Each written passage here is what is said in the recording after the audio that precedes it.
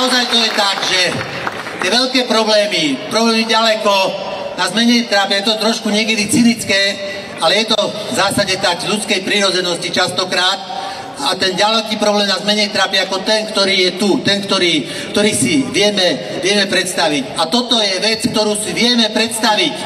Každý niekde býva. Každý sa k tomu bývaniu nejako dostal.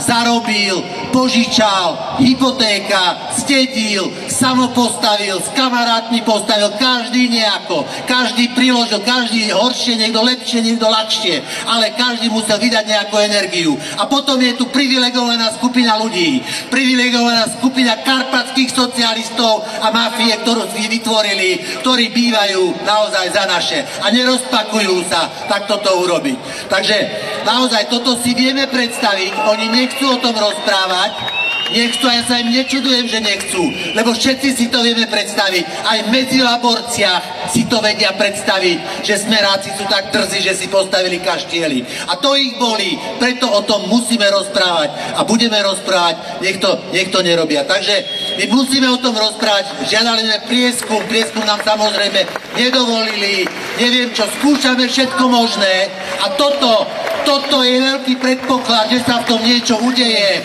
Toto námestie, tento warm-up, toto, že sme tu teraz a len začíname. Vážení, je začiatok septembra, my len začíname, rozumiete? My raz do tej PPAčky pôjdeme robiť prieskum. My pôjdeme robiť prieskum do lesov.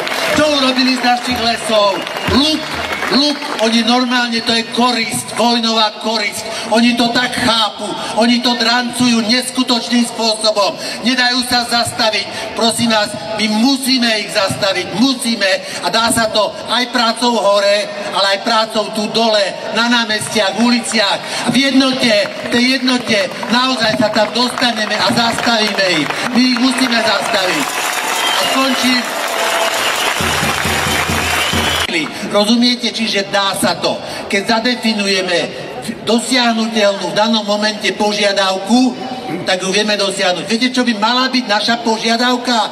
Že si už nenecháme šliapať po nás, po našej dôstojnosti, po našej schopnosti vôbec vnímať, že politický priestor, to, čo nám ukázal mladý Gašpar s tým tetovaním. Povedzme jasne, že to už nechceme. Povedzme jasne, že žiadame, aby odstúpil, odvolal, alebo pán Boh vie čo, vlastne z tej funkcie riaditeľa SIF. On tam nemá čo robiť, on tam nikdy nemal čo robiť. Nechápem, to je urážka nás, to nás uráža. Ako je to možné, že taký človek je šéfom tajnej služby? To je tá dosiahnuteľná požiadavka. Poďme ju povedať, Robert Fico, máte týždeň, máte určitý čas na to, aby ste to urobili. A budeme sa koordinovať. Za seba, za nás vám hovorím, budeme, lebo sa musíme koordinovať.